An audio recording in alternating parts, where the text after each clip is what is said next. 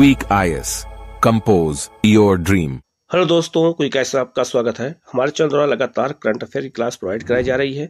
ये current affair UP PCS RO ARO का जो एग्जाम 11 फरवरी को है उसके लिए बहुत ही महत्वपूर्ण है।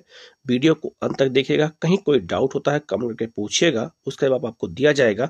और जून से लेकर दिसंबर तक सारे करंट अफेयर को मैंने शामिल किया है, पूरा अच्छे से देखिएगा। कहीं कोई डाउट लगे कमेंट करके जरूर पूछेगा। ठीक है, हम लोग शुरू करते हैं सीधे क्वेश्चन की ओर। पहला क्वेश्चन है आपका, हाल ही में चर्चा में रही पुस्तक नेशन कॉलिंग किसके द्वारा लिखी गई है? तो ये सोनल गोयल के द्वारा लिखी गई है। याद रखना, सोनल गोयल ने इस पुस्तक को लिखा है। काफी पुस्तक चर्चा में रही है, तो आपसे क्वेश्चन पूछा जा सकता है। नेक्स्ट है आपका, नई दिल्ली में संपन्न हुए जो है 18वें G20 सम्मेलन के बारे में निम्नलिखित में से कौन सा कथन सही नहीं है? ये क्वेश्चन पूछा गया है। याद रखना, इस बार जो G20 दिल्ली में हुआ था वो 18वां था और 19वां कहाँ होने वाला है? तो वो ब्राजील में होगा। इनमें कौन सही नहीं है? तो इसके शेरपा हर्षवर्धन और मुख्य समन्वय अमिताभ कांत थे, ये गलत है। दूसरा ऑप्शन है, इसके तहत उत्तर प्रदेश के 4 जिलों में बैठकें हुई थी, बिल्कुल सही है। इस बैठक में 21वें सदस्य के रूप में अफ्रीकी संघ को शामिल किया गया, ये भी सही है। और 19वां G20 सम्मेलन ब्राजील में होगा, ये भी सही है, लेकिन ये वाला गलत है। तो इसका जो आंसर है वो हो जाएगा ए। तो याद रखना, जो इसके शेरपा बनाए गए थे वो याद रखना अमिताभ कांत को शेरपा बनाया गया था और जो है हर्षवर्धन को इस समन्वय का नियुक्त किया गया था, तो उल्टा कर दिया गया था। याद रखना, लखनऊ और वाराणसी, आगरा और ग्रेटर नोएडा में G20 की बैठक उत्तर प्रदेश में हुई थी। तो ये क्वेश्चन पूछा जा सकता है आपसे। इसके अलावा जो है 18वां जो बैठक हुई थी उसमें जो है अफ्रीकी संघ को इसका अस्थायी सदस्य बनाया गया है। और 19वां G20 शिखर सम्मेलन 2024 में रियो डी जेनेरियो ब्राजील में होगा। तो एक साथ आपको यहाँ कई क्वेश्चन मिल गए, तो इसको अच्छे से देखिएगा। कहीं कोई डाउट हो तो कमेंट करके जरूर पूछना, ठीक है। नेक्स्ट है आपका, 17 सितंबर 2023 को केंद्र सरकार द्वारा लॉन्च की गई प्रधानमंत्री विश्वकर्मा योजना का संबंध किससे है? तो यह कारीगर और शिल्पकारों से जुड़ा हुआ है। इसमें जो है उनको जो है टूल्स दिए जाएंगे और जिससे वो लोग अपना काम कर सके। तो ये बहुत ही महत्वपूर्ण है। ये जो है इसमें कितना पैसा लगाया गया है? तो इसमें याद रखना, इसमें टोटल जो है 13,000 करोड़ रुपए दिया जाएगा, जो 2027-28 तक के लिए होगा। और इसमें जो है टोटल 18 शिल्पकारों को शामिल किया गया, ये भी याद रखना। ये भी क्वेश्चन आपसे एग्जाम में पूछा जा सकता है, ठीक है। नेक्स्ट है आपका, चंद्रयान 3 का विक्रम लैंडर चंद्रमा की सतह पर जिस सतह पर उतरा था अब उसे किस नाम से जाना जाएगा? तो जो लैंडर उतरा था विक्रम लैंडर चंद्रमा की सतह पर, उसका नाम रखा गया है शिव शक्ति। शिव शक्ति नाम रखा गया। तो ये क्वेश्चन पूछा जा सकता है। और याद रखना, जो चंद्र मिशन था वो 23 अगस्त को वहां पे पहुंचा था। तो 23 अगस्त को जब ये उतरा था वहां पे, तो उस दिन कौन सा दिवस मनाने का निर्णय लिया गया है? तो राष्ट्रीय अंतरिक्ष दिवस के रूप में मनाया जाएगा। आपको ये याद रखना है, ये बहुत ही महत्वपूर्ण है, ठीक है। और याद रखना, जो चंद्रयान 2 था जहां पे टकरा करके वो खत्म हो गया था, उस पदचिन्ह का नाम रखा गया है तिरंगा पॉइंट। तो आप इसको भी याद रखना, ये चंद्रयान 2 से जुड़ा हुआ है। और जहां पे उतरा था उसे हम क्या कहते हैं? शिव शक्ति कहते हैं, चंद्रयान 3 को, ठीक है। तो उस स्थल के बारे में आपसे क्वेश्चन पूछा जा सकता है। नेक्स्ट है आपका, 2 सितंबर 2023 को भारत ने किस प्रक्षेपण यान के द्वारा सूर्य के अध्ययन हेतु आदित्य L1 अंतरिक्ष यान का सफलतापूर्वक परीक्षण किया था?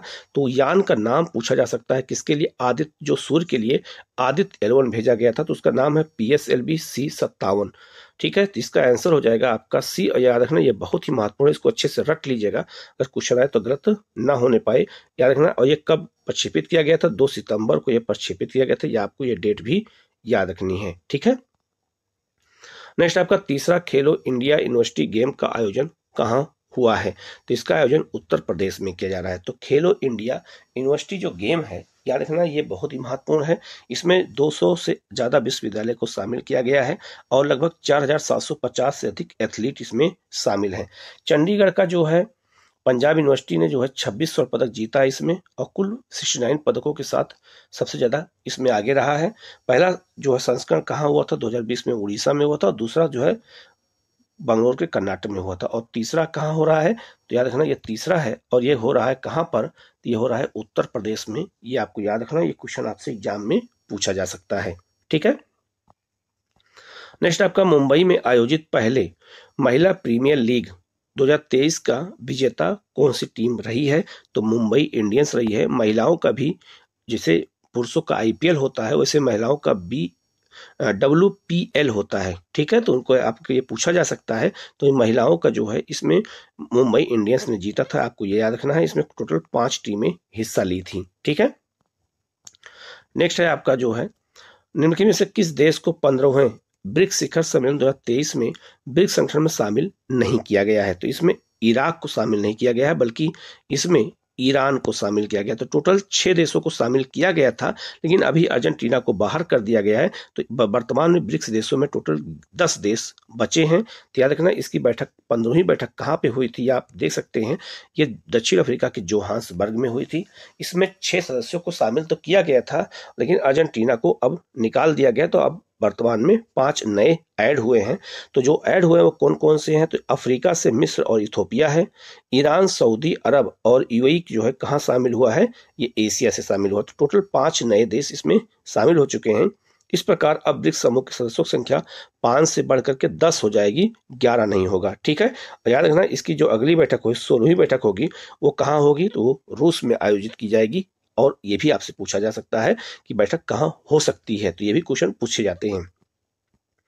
नेक्स्ट है आपका, निम्नलिखित में से कौन सा दिवस सुमेलित नहीं है? तो इसमें कौन सा दिवस सुमेलित नहीं है आपका है, याद रखना, ये 11 अगस्त 2023 अंतरराष्ट्रीय युवा दिवस, ठीक है। वो 12 अगस्त को होता है, 12 अगस्त को होता है अंतरराष्ट्रीय युवा दिवस, ना कि 11 अगस्त को होता है। तो 2 अगस्त को जो है अर्थ ओवरशूट डे मनाया गया। 10 अगस्त को विश्व जैव ईंधन दिवस मनाया गया। और 29 अगस्त को राष्ट्रीय खेल दिवस मनाया जाता है। ये आपको याद रखना है, ठीक है। ये भी क्वेश्चन दिवस के रूप में भी पूछे जाते हैं, ठीक है। नेक्स्ट है आपका, संयुक्त राष्ट्र सामाजिक विकास आयोग के 62वें सत्र का अध्यक्ष किसे नियुक्त किया गया था? तो याद रखना, रुचिरा कंबोज को बनाया गया था। तो इसका आंसर हो जाएगा आपका ए। ये कौन है? तो याद रखना, ये जो है, याद रखना, ये बहुत ही महत्वपूर्ण है। ये भारत की अस्थाई जो है राजदूत के रूप में इनको नियुक्त किया गया था, 62वें, याद रखना। और ये बहुत ही महत्वपूर्ण है, भारत की ओर से इन्होंने ही 62वें जो है सम्मेलन में जो है प्रेजेंटेशन अपना दिया था। नेक्स्ट आपका, अमेजन इंडिया ने देश के पहले फ्लोटिंग स्टोर का उद्घाटन कहाँ पे किया है? तो याद रखना, ये डल झील में किया है। डल झील में जो है अमेजन इंडिया जो हमारे यहाँ ऑनलाइन कंपनी है, इसने जो है यहाँ पर एक जो है तैरता हुआ स्टोर स्थापित किया है। कहाँ पे? डल झील के अंदर। तो इसका आंसर हो जाएगा आपका ए, ठीक है। नेक्स्ट है आपका, निम्नलिखित में से कौन सी भारतीय संस्था इंटरपोल ग्लोबल एकेडमी नेटवर्क में सदस्य बन चुकी है? सीबीआई को। तो सीबीआई को इंटरपोल विश्व स्तर पे, याद रखना, ये एक तरह से पुलिस डिपार्टमेंट है। तो इसका जो है एकेडमी का सदस्य किससे बनाया गया है? सीबीआई को बनाया गया। तो इसका आंसर हो जाएगा आपका ए हो जाएगा। ये आपको याद रखना है, ठीक है। और याद रखना, इसमें टोटल 10 सदस्य संख्या कितनी है? 10 होते हैं। और याद रखना, ये जांच के लिए और के लिए काम करती है, और गाजियाबाद में ही स्थित इसकी जो है जांच एकेडमी स्थित है, ये भी याद रखना। नेक्स्ट आपका, भारत का पहला इको फ्रेंडली डेबिट कार्ड जो है RPBT किसने लॉन्च किया है? तो एयरटेल पेमेंट बैंक ने लॉन्च किया है। तो इसका आंसर हो जाएगा आपका ए। नेक्स्ट है आपका, हाल ही में किस राज्य की विधानसभा ने केंद्र सरकार से राज्य का नाम बदलने का आग्रह किया है? केरल ने किया है। तो केरल ने नाम बदलने का आग्रह केंद्र सरकार के पास भेजा गया, और इसका नाम, केरल से नाम क्या रहेगा? तो इसका नाम रहेगा केरलम। तो इसका नाम केरलम रखने के लिए ही जो है केंद्र सरकार के पास ये भेजा गया है। और अनुच्छेद 3 के तहत, याद रखना, कभी भी अगर किसी राज्य में नाम बदलने का प्रावधान किया जाता है तो केंद्र सरकार संसद के द्वारा अनुच्छेद 3 के तहत ही किसी के राज्य के नाम में परिवर्तन कर सकता है। तो आपसे संविधान से जुड़े हुए चीजें भी आपसे पूछा जा सकता है। तो ये बहुत ही महत्वपूर्ण है, इसको अच्छे से याद रखना। नेक्स्ट है आपका, चर्चा में रहे स्वाति माउंटेन का संबंध किससे है? तो टेलीस्कोप से है। ये टेलीस्कोप से इसका संबंध है, किससे? स्वाति माउंटेन का, ठीक है। याद रखना, ये बहुत ही महत्वपूर्ण है, याद रखना। और ये भारतीय सेना ने स्वदेशी रूप से विकसित जो है ये एक स्वाति माउंटेन रडार विकसित किया है। ये बहुत ही महत्वपूर्ण है, इसको अच्छे से याद रखना। ये क्वेश्चन आपसे पूछा जा सकता है। नेक्स्ट क्वेश्चन है, भारतीय नौसेना ने किस देश के साथ द्विपक्षीय नौसैन्य अभ्यास जो है जायद तलवार का आयोजन किया है? तो यूएई के साथ किया गया है। तो इसका आंसर हो जाएगा ए, ठीक है। ये क्वेश्चन पूछा जा सकता है क्योंकि ये बहुत ही महत्वपूर्ण, काफी चर्चा में रहा भी है। नेक्स्ट है आपका, आईपीसीसी के उपाध्यक्ष पैनल में किस भारतीय को शामिल किया गया है? तो रमन सुकुमार को शामिल किया गया है। ठीक है, तो याद रखना जलवायु परिवर्तन पर अंतर सरकारी पैनल है, इसका फुल फॉर्म है ये। और याद रखना इसका उपाध्यक्ष बनाया गया है किसको? तो रमन सुकुमार को बनाया गया है। और याद रखना नैरोबी केन्या की राजधानी है और वहीं पर संयुक्त राष्ट्र पर्यावरण कार्यक्रम का मुख्यालय है यूएनईपी, इसे हम शॉर्ट फॉर्म में कहते हैं यूएनईपी कहते हैं, जो है यूनाइटेड नेशनल इन्वायरमेंट प्रोग्राम कहते हैं। और इसका मुख्यालय कहाँ है? नैरोबी में है। और संयुक्त राष्ट्र संघ का एकमात्र मुख्यालय है जो अफ्रीका में है स्थित है। ठीक है, तो याद रखना और रमन सुकुमार को इसका उपाध्यक्ष बनाया गया है। ये बहुत ही महत्वपूर्ण है, ये आपसे क्वेश्चन पर्यावरण के संदर्भ में पूछा जा सकता है। नेक्स्ट है आपका भारत और सऊदी अरब की नौसेना के बीच हुए जो है पासेक्स जो है युद्धाभ्यास में किस भारतीय जहाज ने भागीदारी की थी? INS चेन्नई। तो इसका जो है इसका आंसर हो जाएगा आपका सी हो जाएगा। ये क्वेश्चन आपसे भी पूछा जा सकता है। ठीक है, और ये कहाँ पे हुआ था? तो ये जेद्दा सऊदी अरब में हुआ था, भारत और सऊदी अरब के बीच हुआ था ये। नेक्स्ट है आपका अमेजन वर्षा वनों की रक्षा के लिए अमेजन सहयोग संधि संगठन की स्थापना कहाँ की गई है? तो ये ब्राजील में की गई है। तो याद रखना अमेजन जो वन है, याद रखना ये बहुत ही महत्वपूर्ण है, इसे विश्व का फेफड़ा कहते हैं और 20% ऑक्सीजन का यहाँ उत्पादन होता है। तो यहाँ पर जो है टोटल 8 से 9 देशों में ये फैला हुआ है, याद रखना। और ये जो है जहाँ पे अमेजन नदी बहती है उस पूरे क्षेत्र को वर्षा वन कहते हैं, वहां पर उस वन का नाम है सेल्वास। तो ये ब्राजील में किया गया है, तो इसका बहुत ही महत्वपूर्ण है, इसको याद रखना, ये पूछा जा सकता है क्योंकि बहुत ही करंट अफेयर का ये न्यूज काफी चर्चा में रहा है।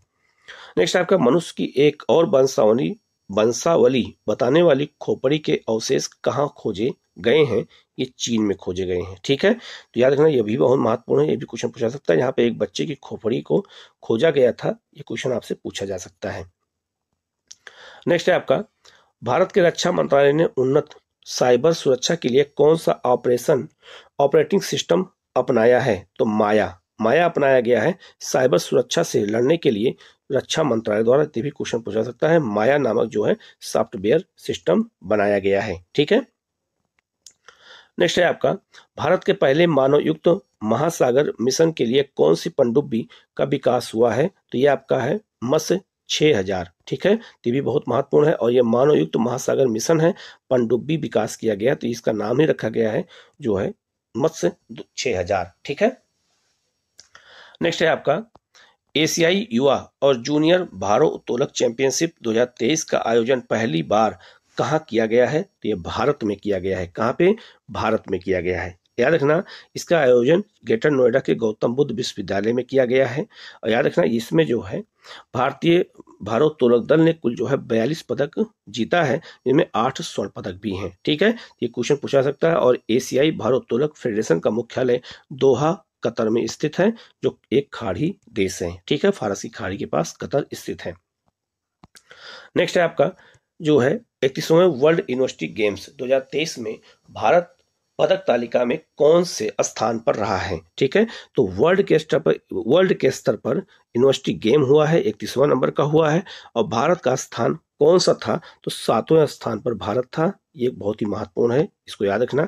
इसका आयोजन कहाँ किया गया था? चीन में किया गया था, चीन के चेगडू में किया गया था। इसमें भारत ने कुल 36 पदक जीता, जिसमें 11 स्वर्ण पदक भारत ने जीतकर 7वां स्थान प्राप्त किया है। पहले स्थान पर चीन ने 174 पदक जीतकर पहले स्थान पर चीन स्थित था। ठीक है, नेक्स्ट है आपका कमरे के तापमान वाले सुपर कंडक्टर LK99 की खोज किसने की है? तो इसकी खोज दक्षिण कोरिया ने की है। यह क्वेश्चन पूछा जा सकता है, बहुत चर्चा का है और यह क्वेश्चन जो है काफी चर्चा में रहा है, तो ये क्वेश्चन बन सकता है। इसको अच्छे से याद रखना कि जो है सुपर कंडक्टर है उसका नाम क्या है? LK99 है, 99 है। और इसको किसने खोजा है ये बड़ा महत्वपूर्ण है, तो दक्षिण कोरिया ने किया। तो इसका आंसर हो जाएगा आपका सी।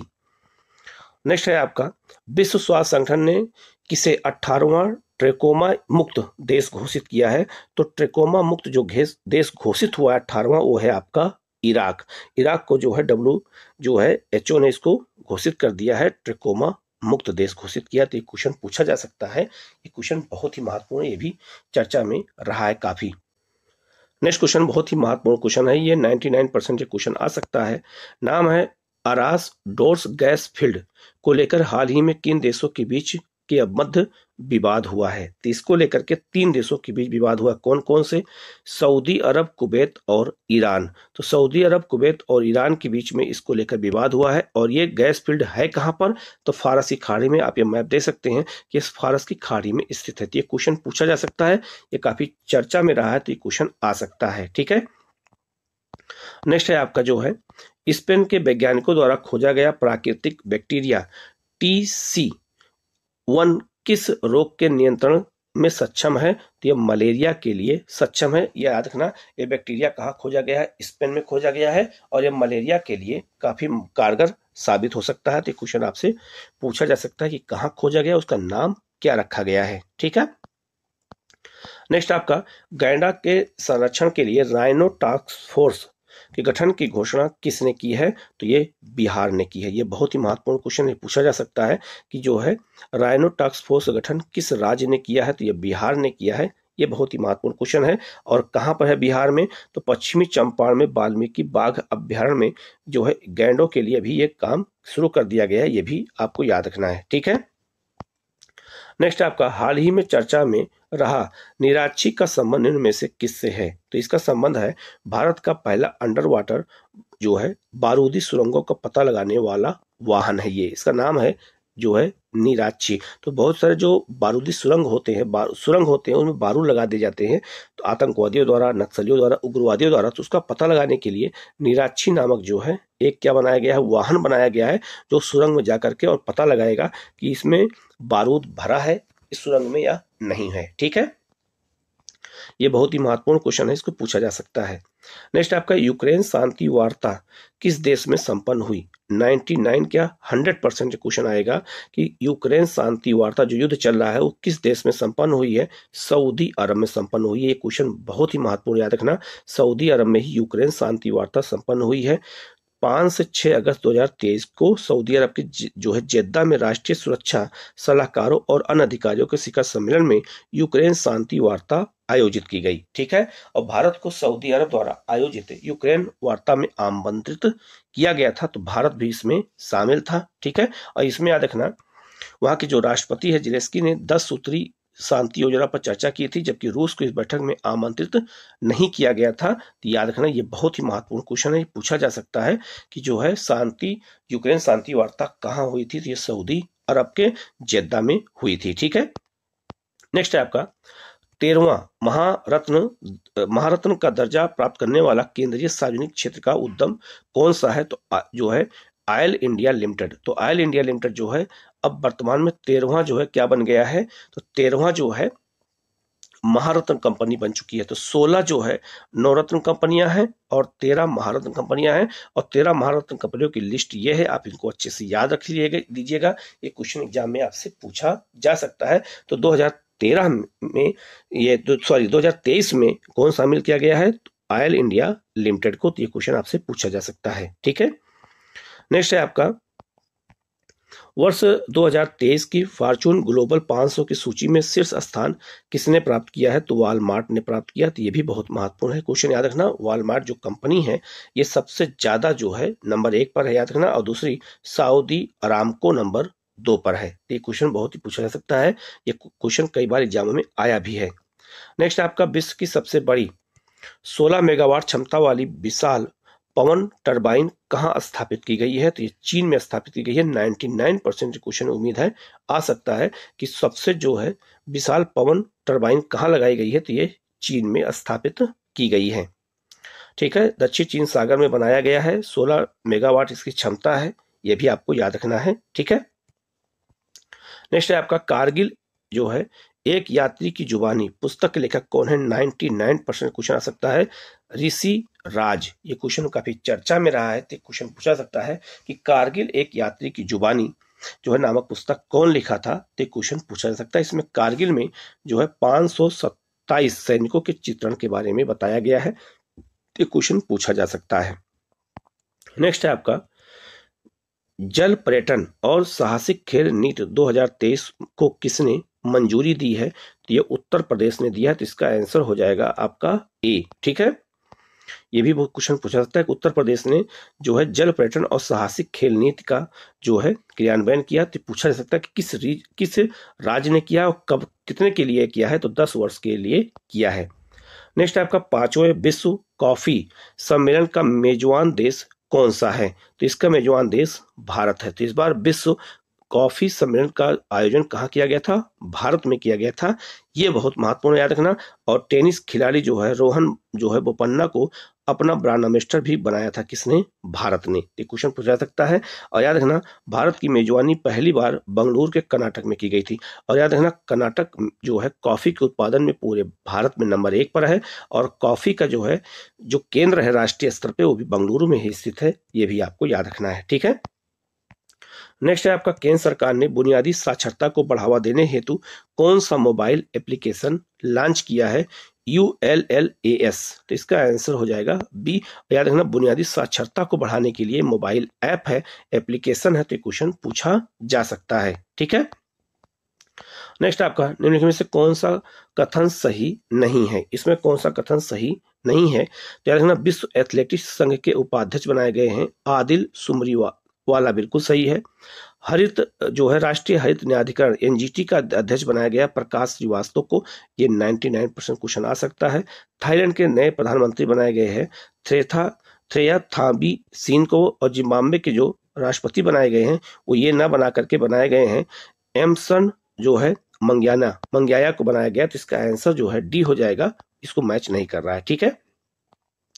नेक्स्ट आपका हाल ही में किस देश में आयोजित विश्व एथलेटिक्स चैंपियनशिप 2023 में जो है नीरज चोपड़ा ने भारत के लिए पहली बार स्वर्ण पदक जीता है, हंगरी में हुआ था। तो ये बहुत ही महत्वपूर्ण है, इसको याद रखना, ये क्वेश्चन पूछा जा सकता है, ठीक है।